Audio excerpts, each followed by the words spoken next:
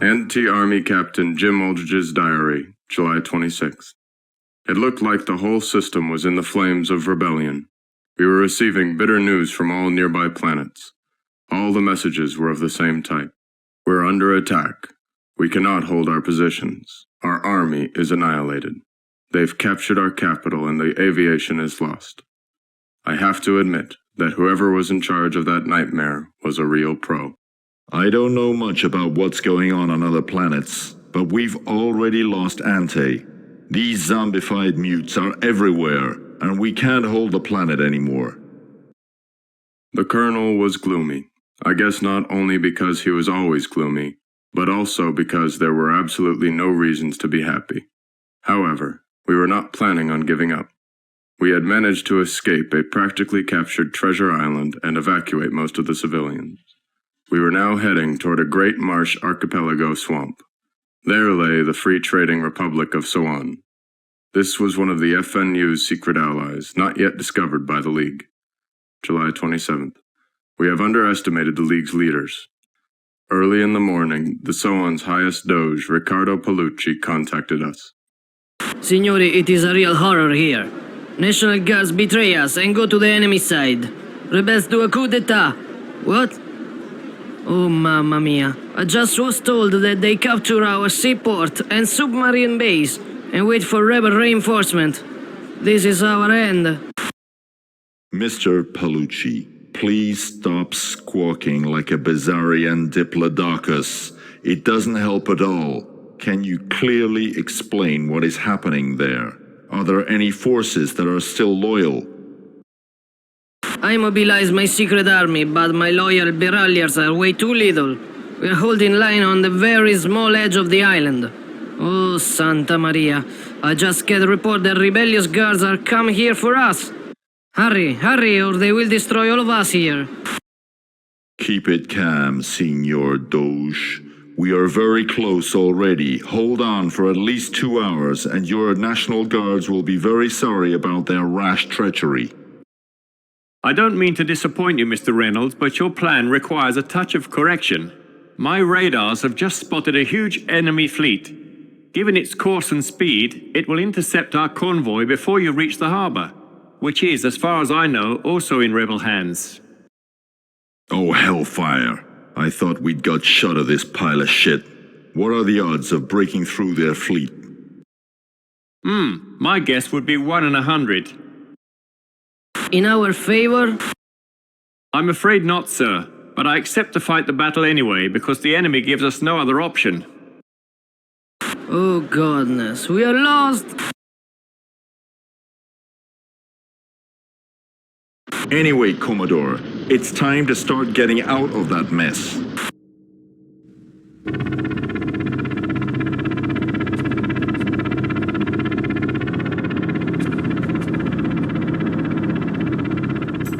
Try to avoid the battle, and give a hand to our oversensitive friend, Mr. Palucci. If we manage to wipe the rebels off the island, we will be able to activate and use the submarines. Otherwise, we will lose our only shelter. Our engineers have increased the range of Schwarzenberg's rocket launcher.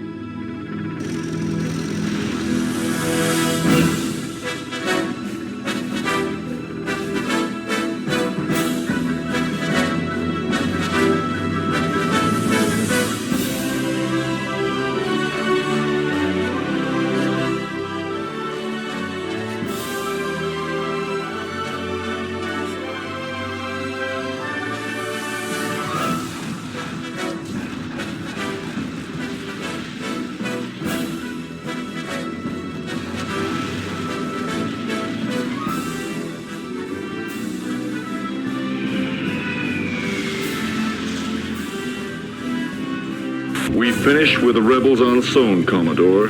Take on the submarines and organize an appropriate welcoming committee for the enemy fleet.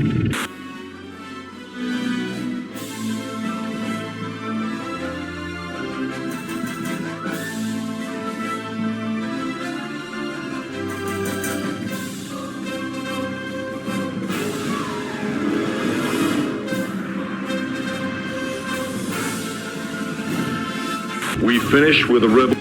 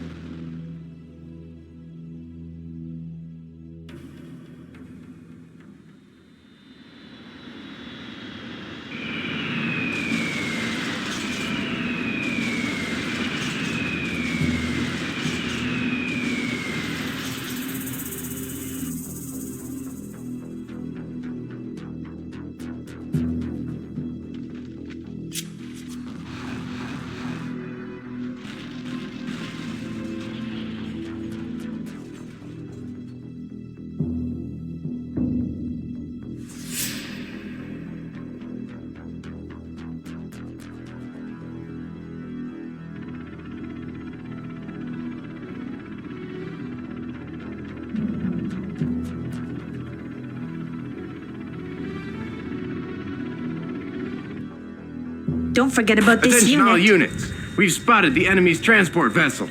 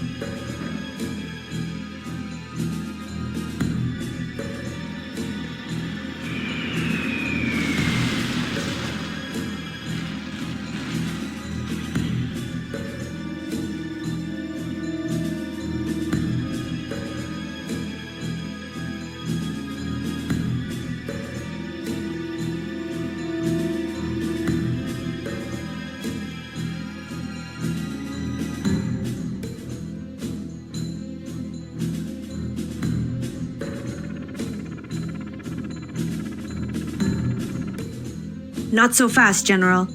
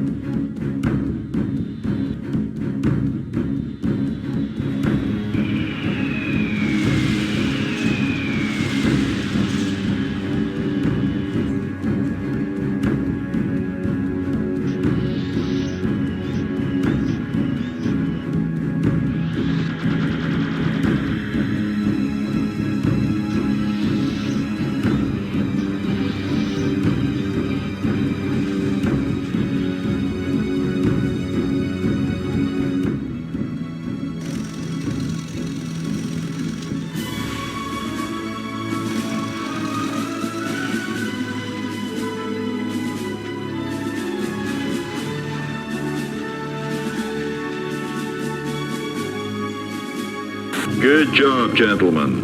Mr. Palucci, get out from beneath the table. It's safe now.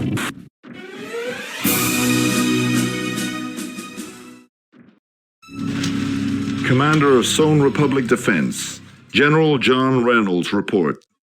We contacted all Allied countries 3 days after Soan was cleaned up. There is absolute radio silence. It looks like we are the last organized Union force on Ante. Luckily, the only all-purpose spaceport on the planet stands not far from the capital. Having requisitioned all non-military vessels and yachts, we evacuated all civilians and refugees. The island itself was turned into real fortress, and we were ready to fight enemy attacks till the last shell. We all knew that our death was only a question of time, but we were hoping that the cost of our lives to the enemy would be very, very high. But today, everything has suddenly changed. We have received a message from our 4-star General McClintock, Commander-in-Chief of the 2nd FNU Space Fleet.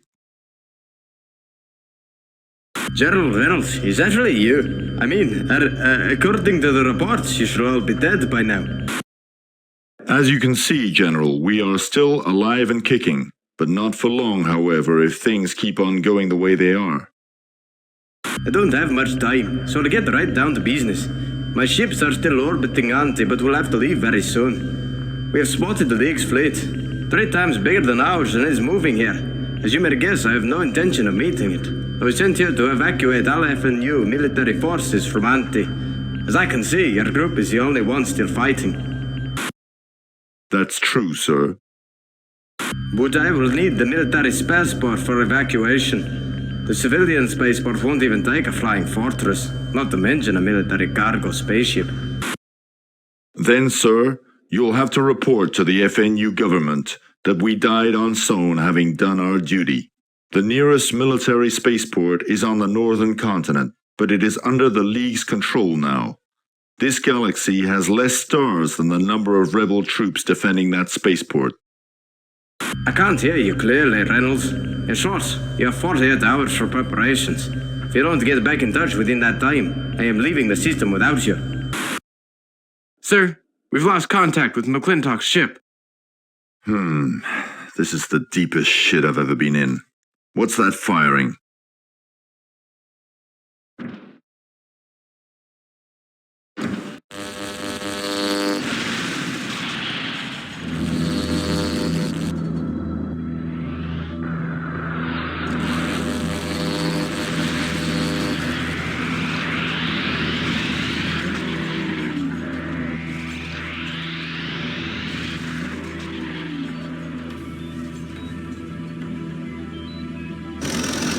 Sir, they have set up pontoon bridges and are now crossing the South Strait, covered by heavy artillery. How many? Looks to me like they've gathered their whole army. They've come to put us 6 feet under. No, Captain, they are our saviors, but they don't know it yet.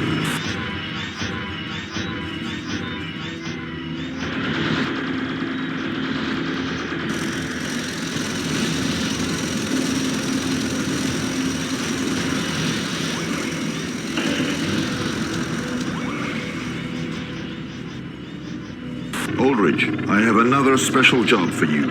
You with your special detachment, you'll have to get round to the enemy's rear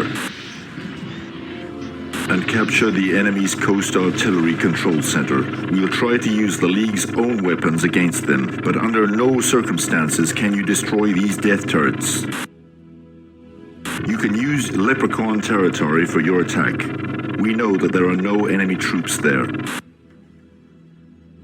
Hurry up, son. Unfortunately, Blumen's bombers and Stark's ships are being repaired now, and on my own I can't hold those bastards forever.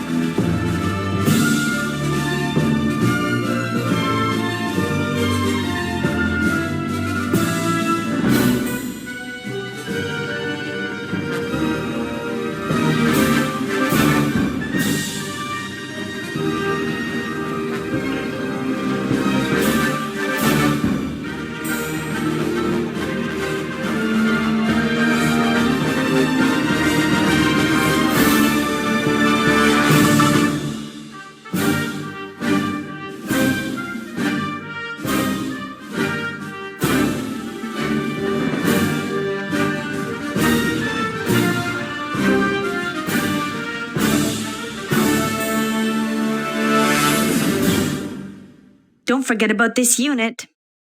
We can give them more. There is something you forgot. Sir, the enemy's long-range artillery is under our control now. Too slow, Oldridge. Don't forget you still have to capture the spaceport. We don't have much time.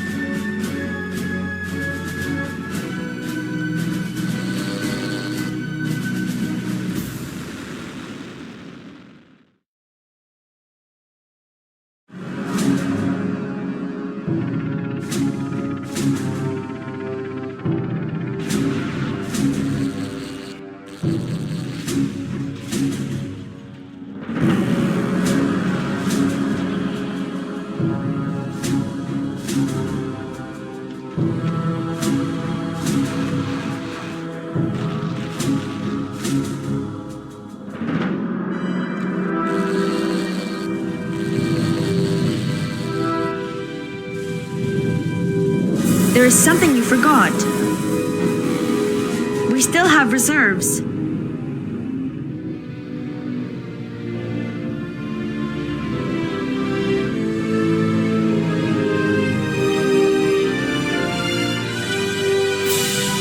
My bird's feathers have just been fixed and they're ready to take off. Then get them out of their nest, fast.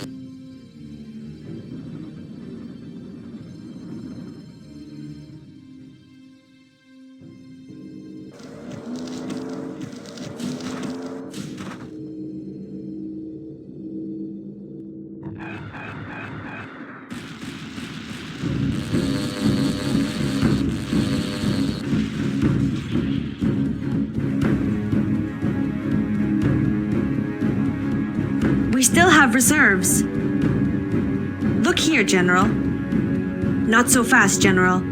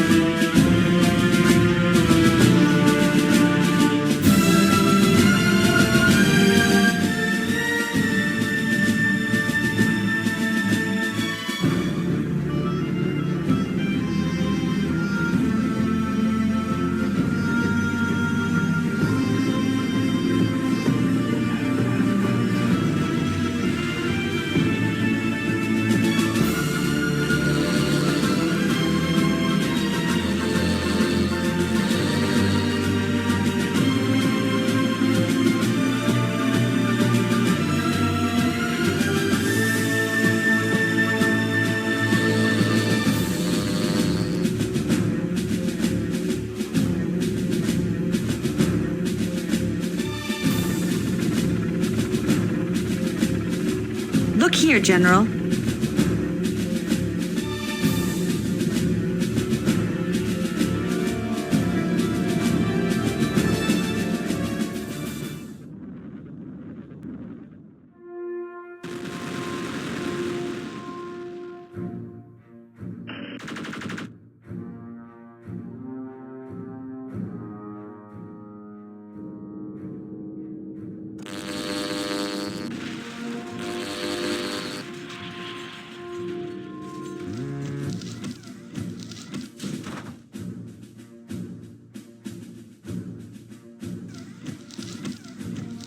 We've done it. We broke through. My congratulations, Major Oldridge.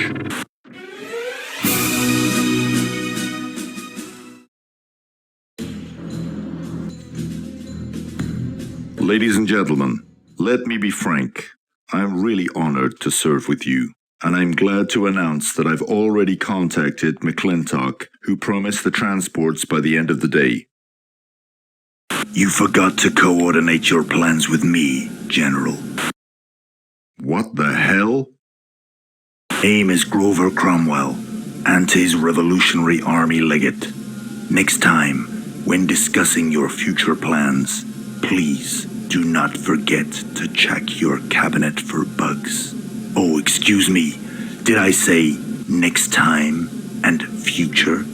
I am sorry. neither you nor your Free Nations Union have any future. Where are you going to escape to, General? The Great Rebellion has swallowed up all colonized planets. Fortune is on our side from now on. Your rotten democratic union will be blown away in the fresh wind of our revolution in a matter of weeks. Wow, we're all so scared, sir. Do you really think you can frighten these people? They've seen much worse, you know. I know that you and your men are brave soldiers. In fact, I sympathize with all of you, and I want to save your lives. The League's Revolutionary Army will always find a place for warriors like you.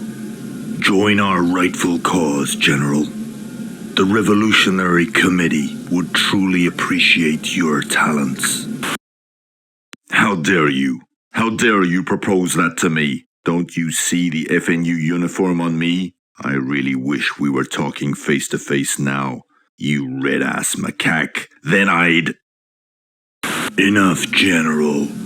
I'm shaking in my boots just imagining what you would do then. Well, that's what I expected from you.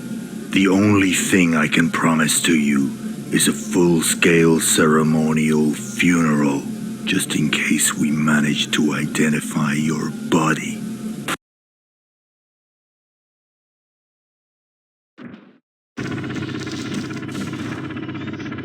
We must hold until McClintock's ships arrive.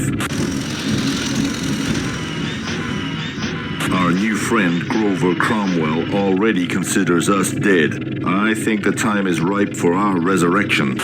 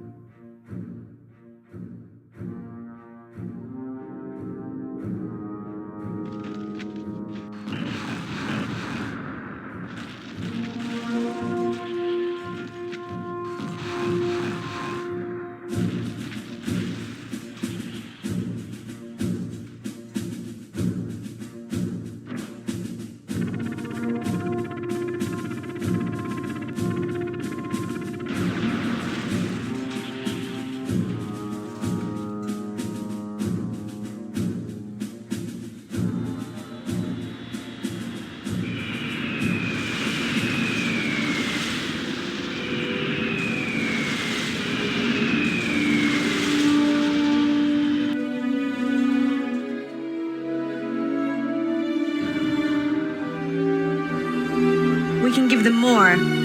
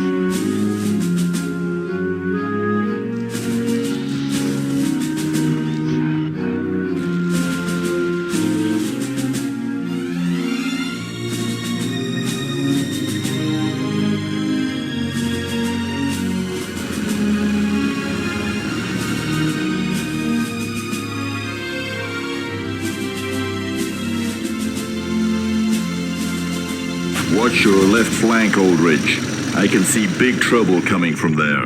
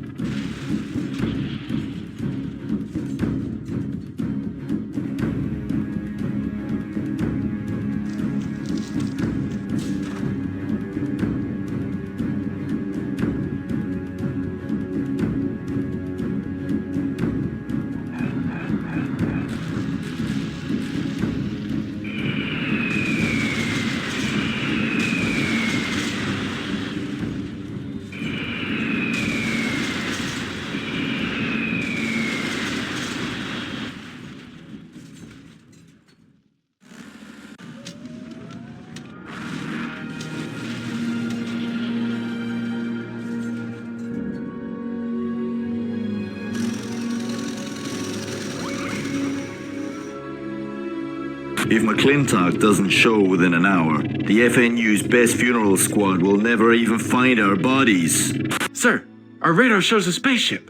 It must be McClintock, or I'm not James Oldridge, sir. Indeed, mate. My congratulations, gentlemen. Once again, we've managed to grasp the last remaining chance. Reynolds, I hope I'm not late. Leave everything else behind to start the embarkation. You'll have to leave this beautiful planet in enemy hands for a while.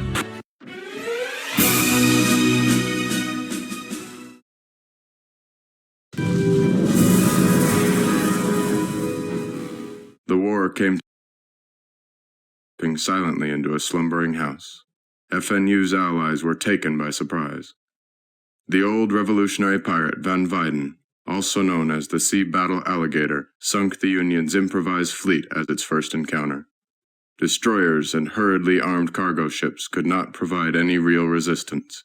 After that, Van Wyden gushed fire onto all isolated islands which had dared to cooperate with FNU, and then finished them off with marine landings. After 5 days of war, there were no Union's allies left on the planet. Midgard was under effective rebel control. However, this control was not yet complete.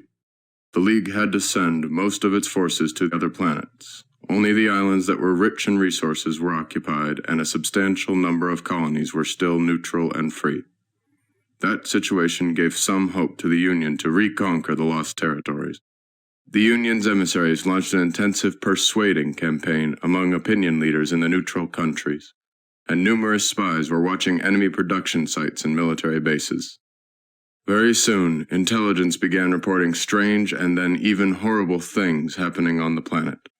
The first indication of the League plotting something serious were large transport convoys.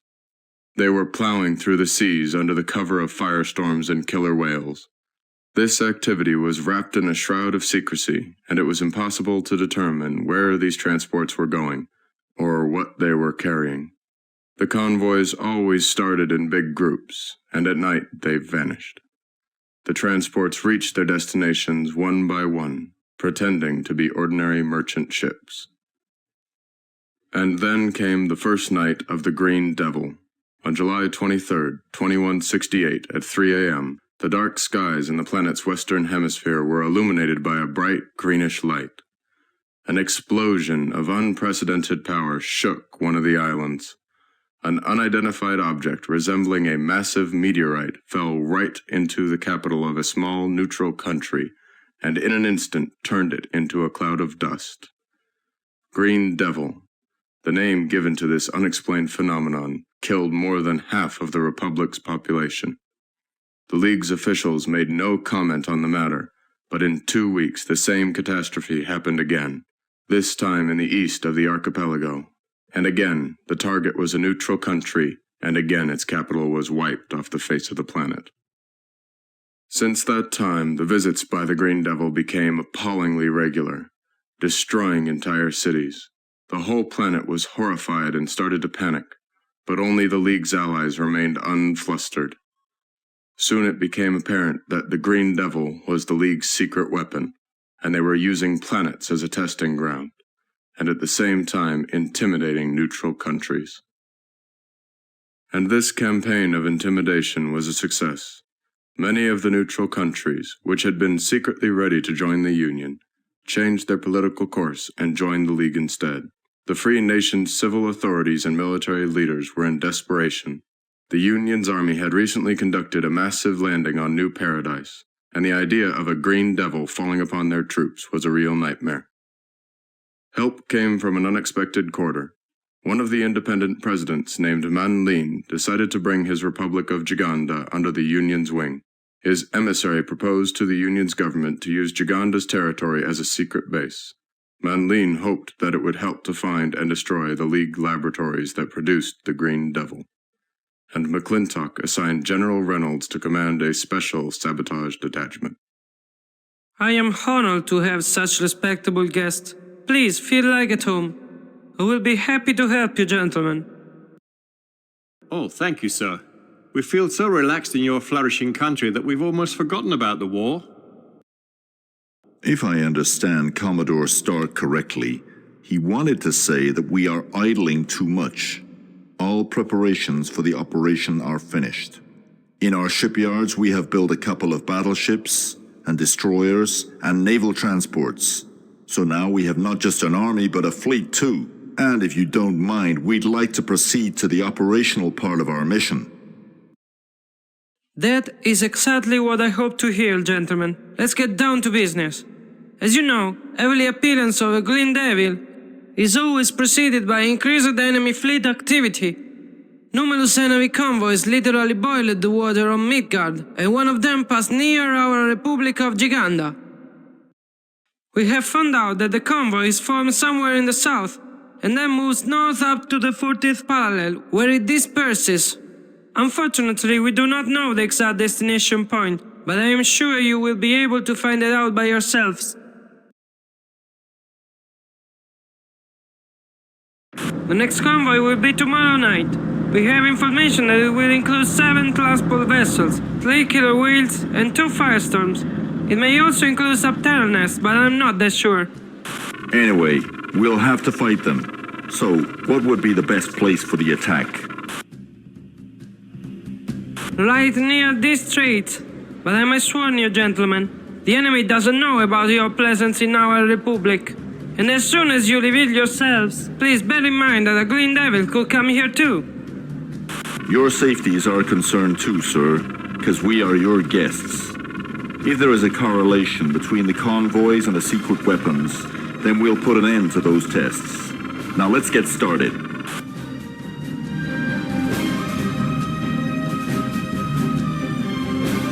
Bravo and Charlie special detachments have taken up their initial positions. Delta Group is in position. Commodore, we've got a problem here. There is an enemy guard squadron blocking our way. Try to hold the enemy near Barragold Island. Just close both straits there. But for God's sakes, don't attack the transports. Only destroy guard ships. And remember, our mission will fail if any of the convoy's vessels makes it to the dispersion point.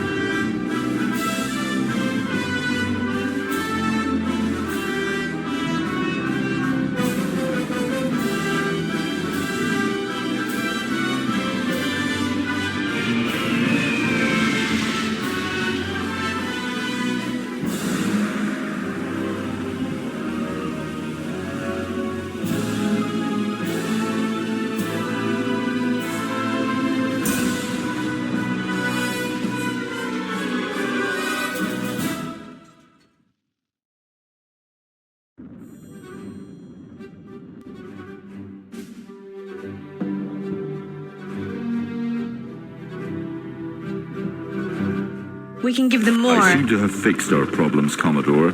All enemy guard ships are now peacefully sleeping on the seabed. Very good, Mr. Reynolds. You'd do me a big favor if you attack the enemy convoy from the rear and cut off its main section.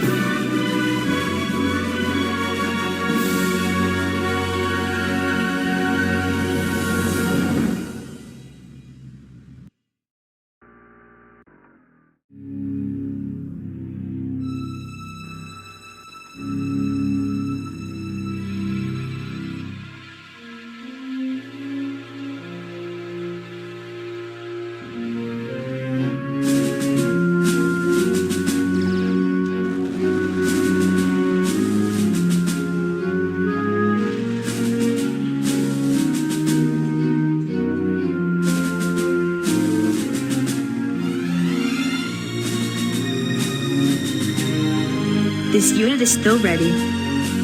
This unit can fire, General.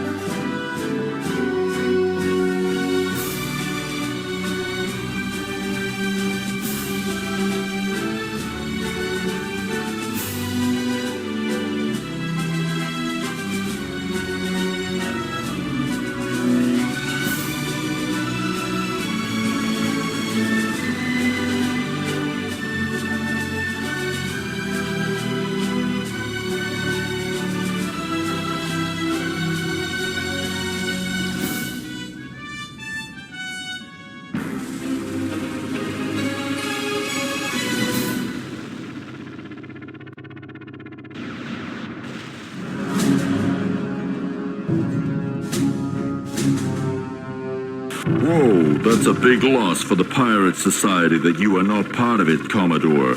Blackbeard, Francis Drake, and even the alligator Van Vyden are a bunch of choir boys compared to you. Excellent job. Now, escort our loot to Giganda's port.